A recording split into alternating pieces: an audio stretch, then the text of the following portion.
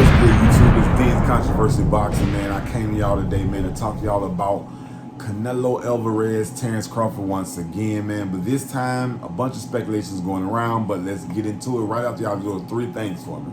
Like, subscribe, and slap that bell for updates, notifications to the channel, and also appreciate you guys for stopping by to talk to me. But yeah, it's a recent picture came out, man, of Canelo, man, kind of bulked up, 6 weeks out, letting you know he's been training hard, you know what I mean, and he's been really getting down to it, like, for this fight, taking it serious. Also seeing Terence Crawford bulked up a little bit, but if we got to be true with ourselves, it's also been speculation that Canelo may need to make sure he's checked for PEDs, as well as somebody starts speculation about Terence Crawford. But the thing about it is, if we're talking the truth, we being real, in 2018, Canelo had test positive for Albuterol. You know what I mean? So I give every man the benefit of the doubt, and I'm not knocking Canelo, for what he's got doing. Probably just all natural. I don't know. But what I'm saying is, it has happened before, so I can't just say it will never happen again.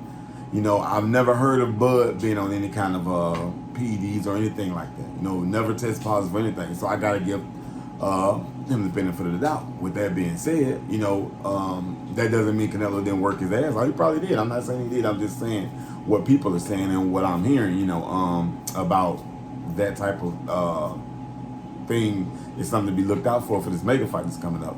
Now, Canelo Alvarez only lost 2 fights in his career and drawed the 1 fight in his career, and he's been kicking 8 ASS. I'll say that he's been kicking behind in his division. Now, Bud, if y'all don't know who Bud is, people that are just watching, Bud came up from 47. Actually, he was lower than that, started lower than that, but he went up and captured the undisputed world title at 47 after capturing it in the weight class below that.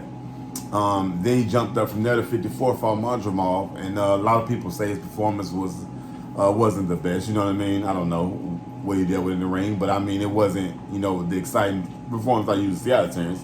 I'll just say that. But now he's jumped up from 54, which is 2 more weight classes, up to 68 to fight Canelo Alvarez, which is a big feat to do. You know what I mean? I'm not saying he can. I think he actually can. It's a big feat to do, but also when you fight Canelo or somebody with such a big name, and then you have a name as well, you get paid a big payday. You know what I mean? Now Canelo, and I'm not saying that Terrence's name is not really, really big, but Canelo is like one of the faces of boxing, especially when it came to being a cash cow.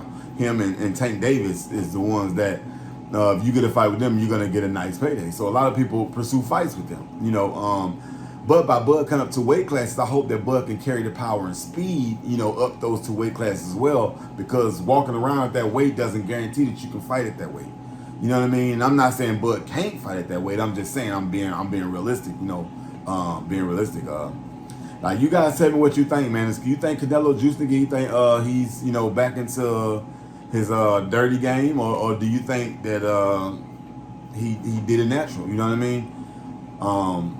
Me personally, I give a man benefit of the doubt. I'll say he did it natural, but at the same time, I can't put it past the other thing because that has happened before. But I give him benefit of the doubt, man. I think he just worked his ass off. I think he just pushed really hard. You know what I mean? I think Bud also did the same thing. He pushed hard because they know it's a massive fight. Bud, if Bud can pull this off, that's a real legacy setter for him.